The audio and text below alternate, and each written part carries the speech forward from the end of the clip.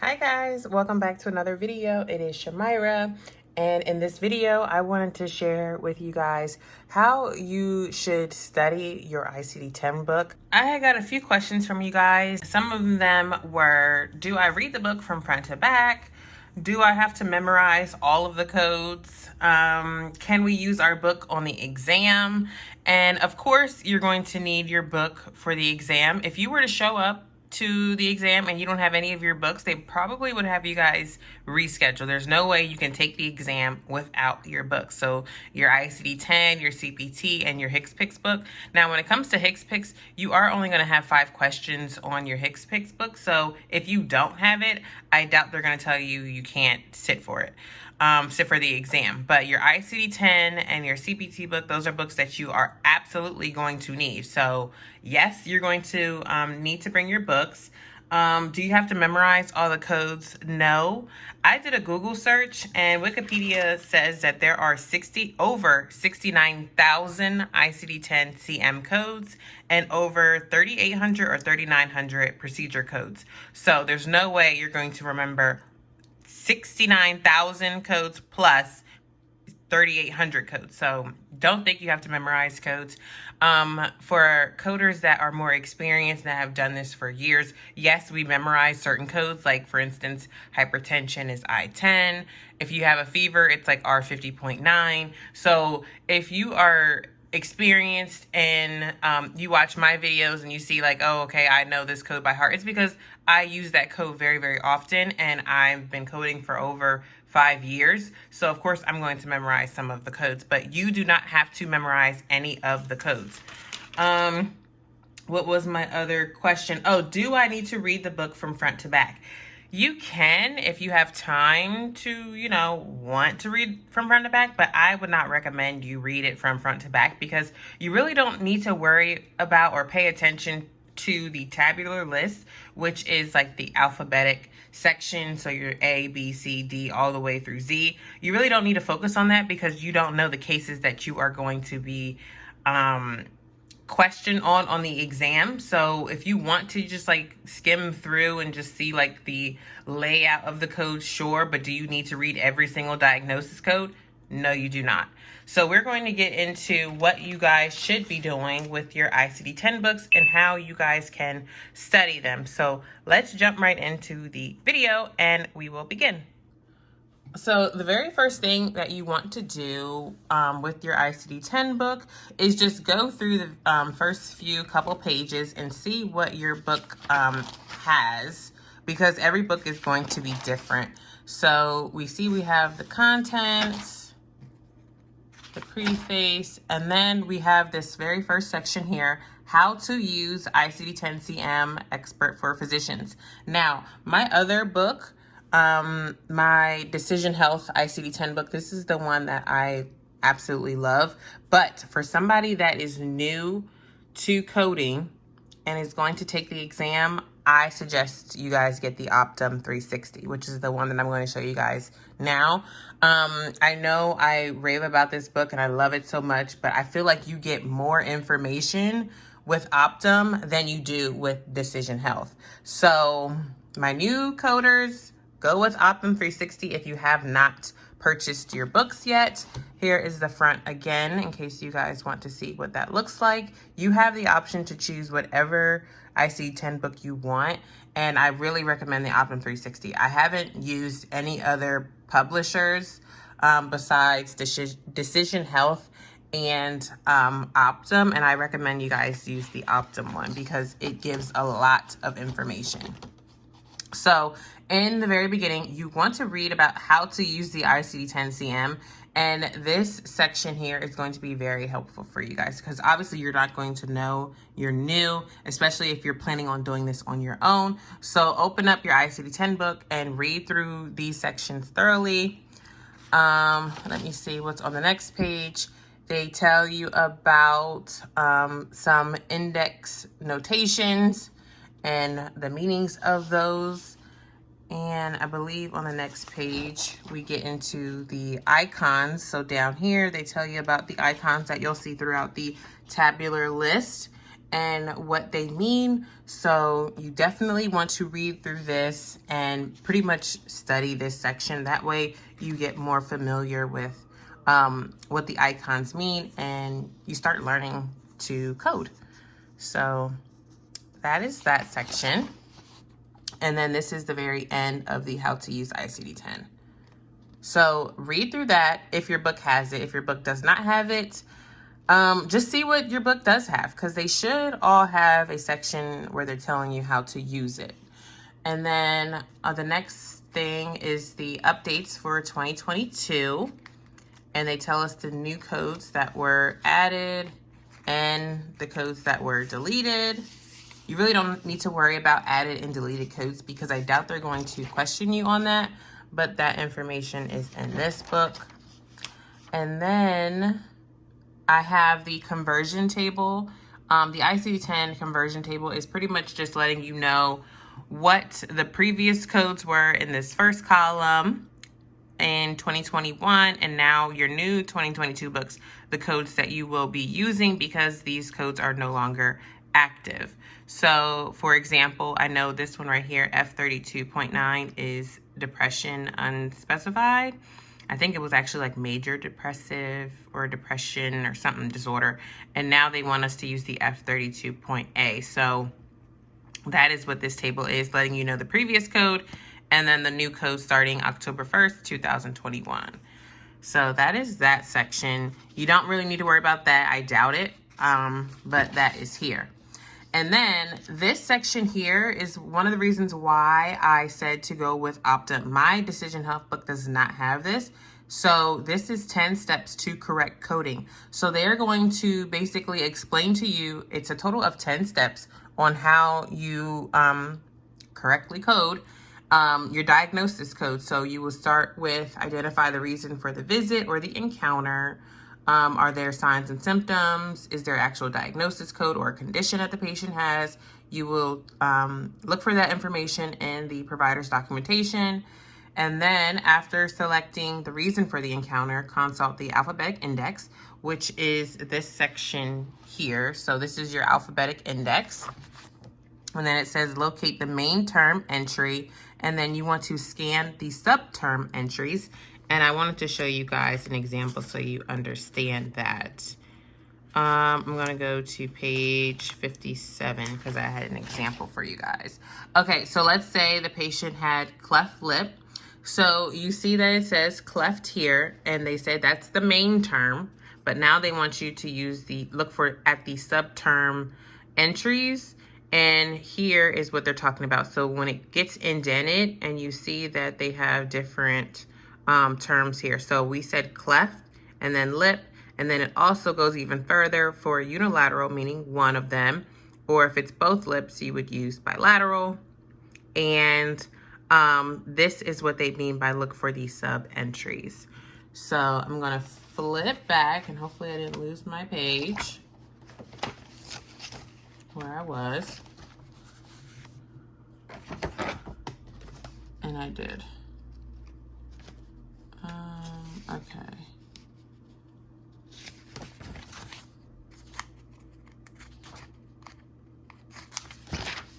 Okay, so we're back at step 4 is what I was telling you about the subterm entries. And then step 5, it says pay close attention to the index instructions. So parentheses, brackets, see or see also. You want to pay attention to those because it could be leading you to another code or another area in your index. So that will be step 5. Step 6, choose a potential code and locate it in the tabular list, which would be the alphabetic section here. So like back here right now we are looking at the K's in what chapter is it? Chapter 11. So that is what they mean by tabular list when you actually start looking for your codes. And then step 7, read all instructional material in the tabular section. So read all the information that they give you over there because they could be telling you to use another code, which would be the use additional code, or maybe it's telling you to code this first. So that's what they mean by that. And then step 8, consult the official ICD-10 conventions and guidelines. So you want to make sure you before you even say like, okay, this is it, make sure you read the guidelines for that section. And then our second to last step is step 9, confirm and assign the code after you've looked through the guidelines. And then step 10 is sequence the codes correctly. And I know sometimes sequencing can be difficult, but you always want to sequence the code. That was pretty much the main reason for the visit or the encounter. And you see that it says right there, list first the ICD-10 code for diagnosis, condition, problem, or other reason for the encounter visit that is shown in the medical record to be chiefly responsible for the services provided. So you want to make sure that is first, the reason why the patient came in. And then another reason why I just love Optum for my new coders is because they give you coding examples and they actually went through every single step. So step 1 through step 10 for a diagnosis of anorexia. They have a diagnosis for acute bronchitis, step 1 through 10. And then more diagnosis codes or coding examples that they help you get through. So I think that is very, very helpful. And then we turn the page and you see that we are now at the guidelines section. And here are your guidelines. So you do want to read the guidelines, every single section. If you're going to read anything, read the guidelines. So if they don't have coding tips, if they don't have, they should have how to use. If you're just trying to figure out, well, what can I do with this huge book that I have here? Read the guidelines. And you can actually access the guidelines online and download them. I don't recommend you printing them because it's like 120 some pages, but you can find it on CMS's website, and I will link that down in the description box. So if you do not have your books yet and you just want to, read through the guidelines and get an understanding of how you guys should be coding, then you can definitely find the guidelines online and just start reading them before you get your books if you're waiting on it, or if you're just looking for information before you, choose to have coding as your career. So you want to read section 1, which is conventions, general coding guidelines, and chapter-specific guidelines. So read section 1, and they go through what was A? Conventions for ICD-10. B is your general coding guidelines. Definitely read that. What's next? C is chapter-specific coding guidelines. So the chapter-specific, let's say, for example, this one here is for chapter 1. So these are going to be your certain infectious and parasitic diseases. But for me, since I'm an OB coder, the chapter that I would be reading would be chapter 15, I believe. And where is it? Chapter 16. Okay, so one more page back. Okay, so where does it start? Right here. Chapter 15, pregnancy, childbirth, and puerperium. This is a section that I would want to read thoroughly if you are wanting to become a obstetrics and gynecology coder. You want to make sure you read this section really, really good. And also when you're taking the exam, if you have a certain area, let's say, for instance, you have a question for the musculoskeletal system, you would want to come here when choosing your diagnosis code and read through first before you go and choose a diagnosis code, because they are 100% testing you on if you're paying attention to the guidelines and what the guidelines say. So always, always, always read the guidelines before you choose a code. And then what was my next thing that I wanted to tell you guys?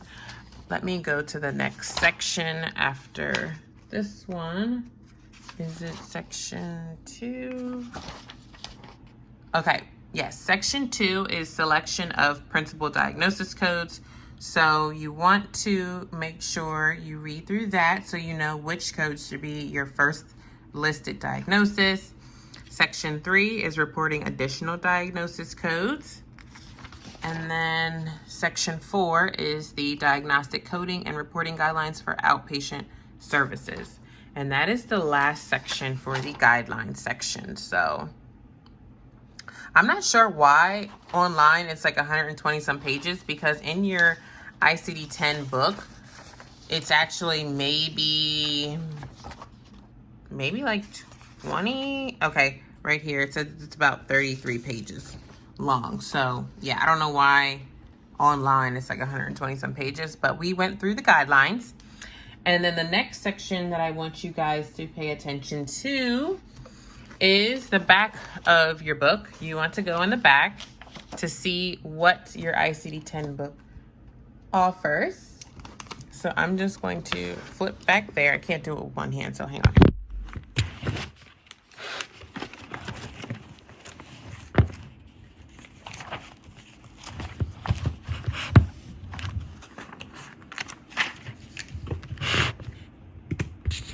Okay, so I got back to the back of my ICD-10 book, and it says here the Appendix A for valid 3-character ICD-10 codes. So these codes here are going to be codes that only require 3 characters. You do not need to put a period and additional digits or letters after these codes. They're telling you that these are valid 3-character codes. So, for instance, if you had a question that may have let's say C20 point or .00, you know that that answer would be incorrect because it only requires the C20. So that is what they mean by 3-character. Appendix B is the pharmacology list. So your drugs and the diagnosis code for those. Let me skip through to the next section.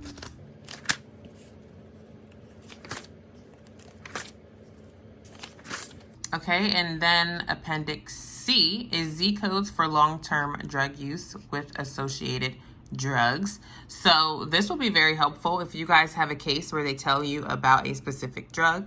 For instance, Eliquis, I know they use that one a lot for people that have, I think, is it pulmonary embolisms? I think is that the diagnosis I'm thinking of? I know I'm thinking of diagnosis code I-48.0. I don't know. I can't remember. Let me look at my book really quickly and see what that is, because that's the one I know we always use with hospitalists, that I-48.0. Let me see what code that is. Okay, so I-48.0 is, it's atrial fibrillation. So yes, that one is the one that they use for Eliquis, Z79.01. So if you have a drug listed in the case and you want to, jump back to this section to see what diagnosis code it would be, you will find that it is Z79.01 instead of, looking in the index section. And then we have Appendix D, which tells us the principal first listed diagnosis codes. So these codes are always, always, always first listed. So if you see these listed as second, third, fourth, fifth, whatever, anything but the first one, you know that that answer would be wrong because these codes have to be primary. And then we have Appendix E, which is Centers for Medicare and Medicaid Services, the HCCC. Did I say too many C's? I don't know. And then we have Appendix F. And then we also have illustrations, and this is the last section of my book. So you want to go through yours and see what illustrations they give you guys, because anatomy is something that you are going to be questioned on the exam. So you want to go through and look at all the illustrations that you have in your book, so you're familiar and you know where to go if you have a question on a body part or a body area that you don't remember, and see what they have here, because they give a lot of illustrations in the Optum 360 one, and it's going to be very, very helpful. So as you see, I'm just going to skim through so you guys can see what all they have here. They have arteries, veins. I'm not sure if we passed bones and muscles yet, but I'm pretty sure they have it in here as well. respiratory system, digestive, skin, and here's the bones and joints. So you better bet you're going to be quizzed on the bones. Muscles, they have those as well. Urinary system. And then there's one more page. Okay, this is the pregnancy and childbirth. So, yeah. And then this is the last page, which is the type of fractures. So go through your book, sit down one day and just see what all your book has for you. Make sure, I'm going to read through these steps again. You want to look for a how to use the ICD-10 book. You want to see if they have steps to correct coding, and look for coding examples. And then you also want to read your guidelines. Go to the back of your book, see what they have in the back. And I also want to share with you guys the fact that Optum, they give you examples in the chapter, in the tabular list as well. So at chapter 15, they give you examples on coding different, diagnoses for patients, different cases, I guess you can say, and how they sequence them. So they give you that information as well, which is very helpful for somebody that, wants to see how you would code different cases, what codes first, what codes second, and they do that for each one. So if I go back to the ends, which would be chapter 14, you see we don't get as many, but you do get some examples. So that is for that. And then let me go to, let's say, chapter 5. This is the mental and behavioral neurodevelopment disorders. So they give examples as well. And the examples are the purple boxes. Everything else that's on here are the guidelines. So they do give you the guidelines at the tabular list. So you might not have to flip back and forth each time, because they do give you the guidelines in the front of the section of the chapter that you're on. So pay attention to that as well. But yeah, that's it for this video, you guys. I hope it was helpful. Let me know if you guys have any questions down in the comments, and I will see you all in my next video. Bye.